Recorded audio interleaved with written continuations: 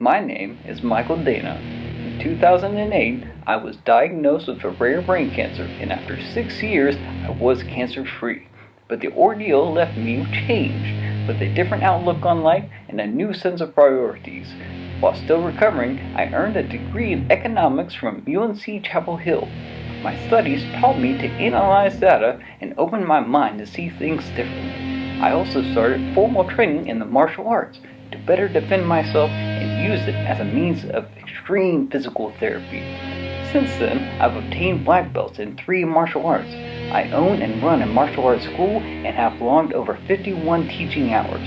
To my friends and family, I'm a simple business owner. But to the martial arts world, I'm something else. I am Sifu Mike, and this is Dragon Theory.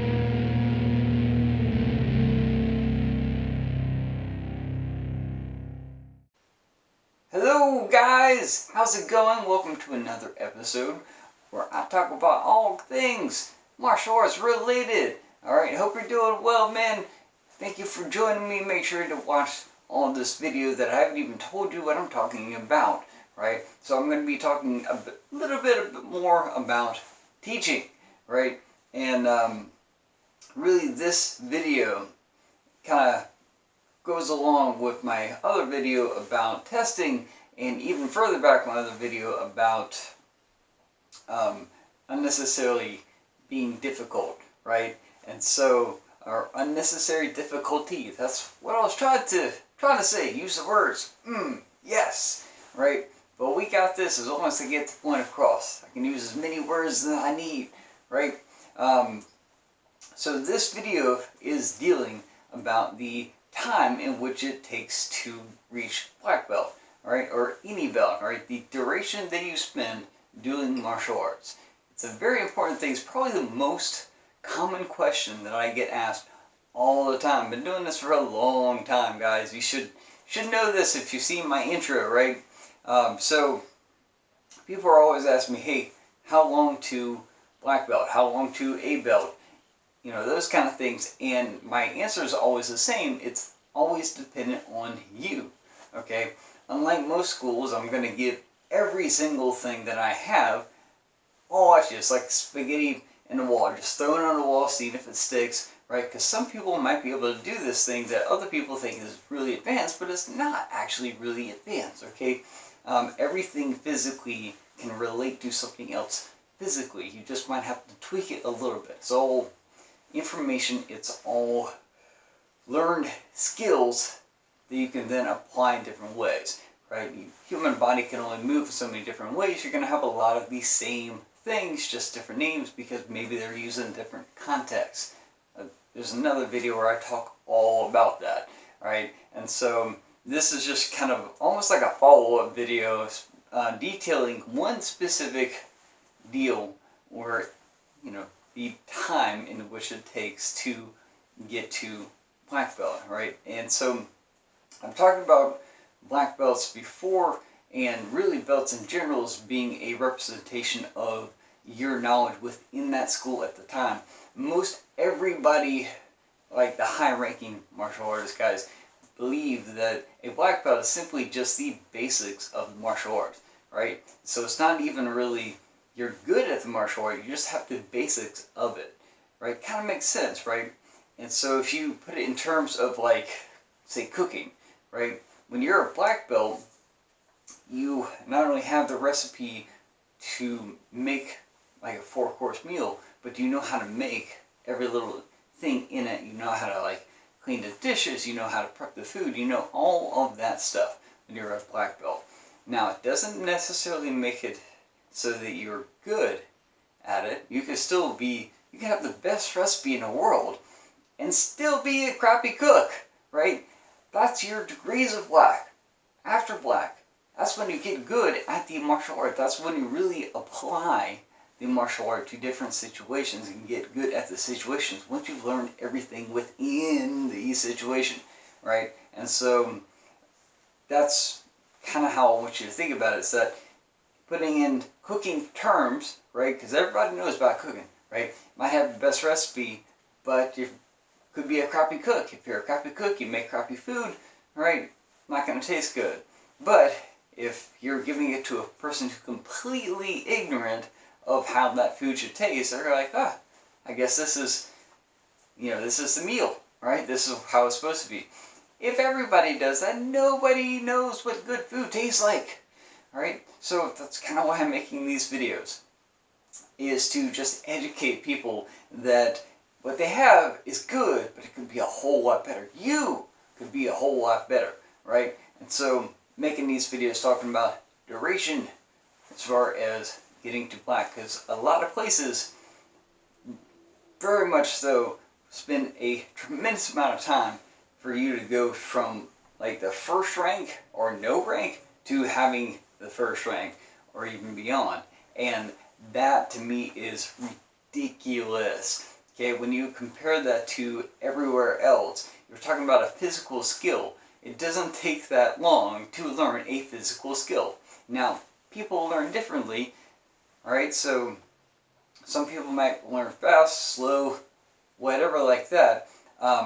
Nobody learns exactly at the same pace. There are some places that don't have a requirement for the skill level or the knowledge that you have. They just have a requirement for the amount of time that you exist, right? And when they apply that to kids, like, oh, you've been here for 3 months or whatever like that, here's a belt, they call that a McDojo, right? Even though they do that to adults, but like, oh, but they have to be here for a longer duration of time. That's the craziest thing, man. I'm talking like some places I've heard they lock people in for 3 years. 3 years before they're able to move forward, alright? Dude, life is short, man. Life is short, life is fragile. Nobody's got 3 years to spend their time and money on the very first rank or like the first 3, right? If they're like 8 ranks, right?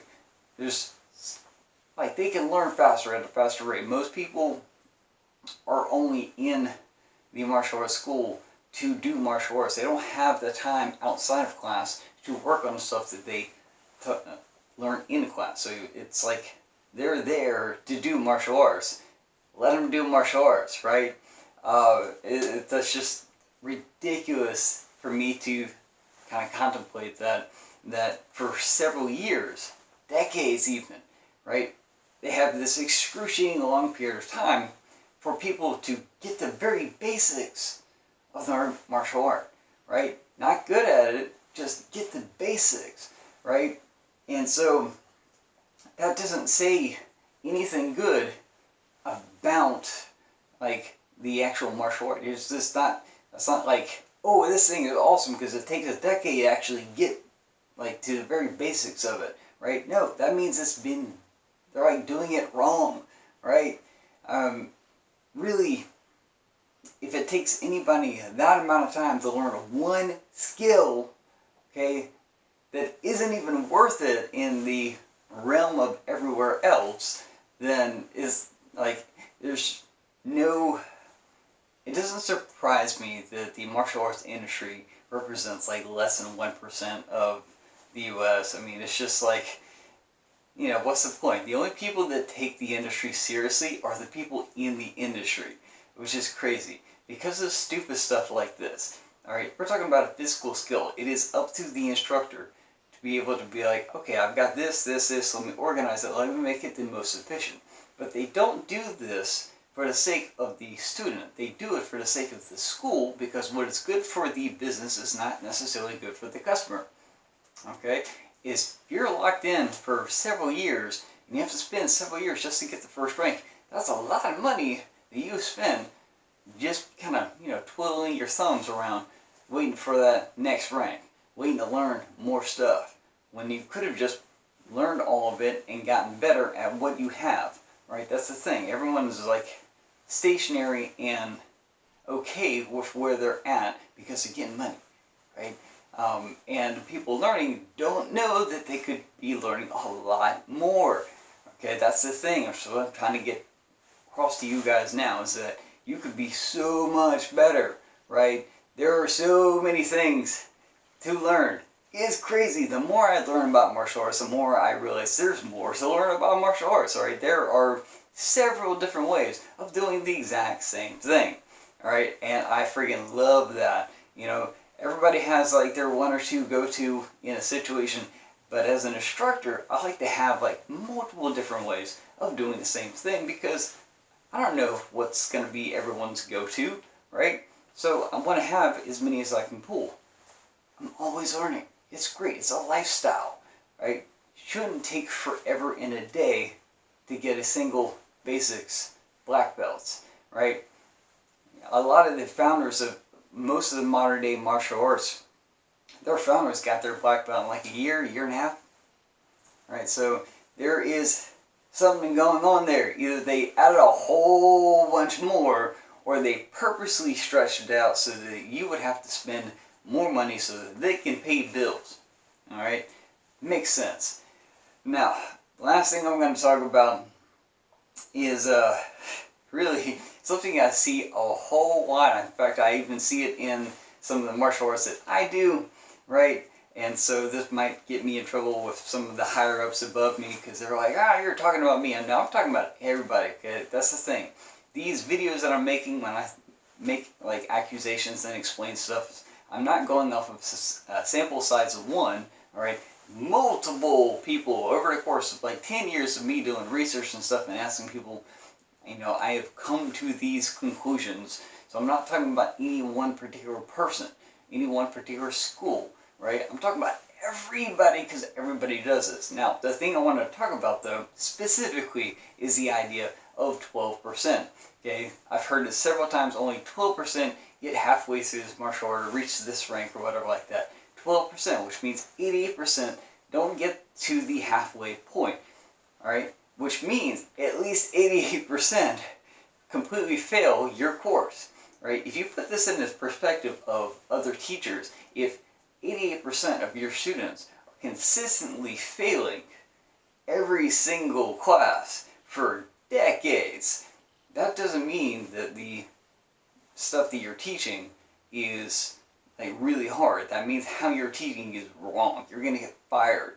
Alright, there are multiple school teachers who will attest to the fact there is a test that students take that have nothing to do with their grade. It has everything to do with the assessment of the teacher.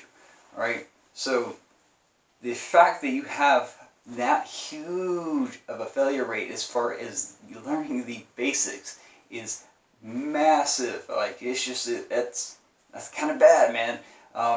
And that says a whole lot because me having done economics and statistics, I understand that if you have that number, then you have all the other numbers that you would need to get to that, right?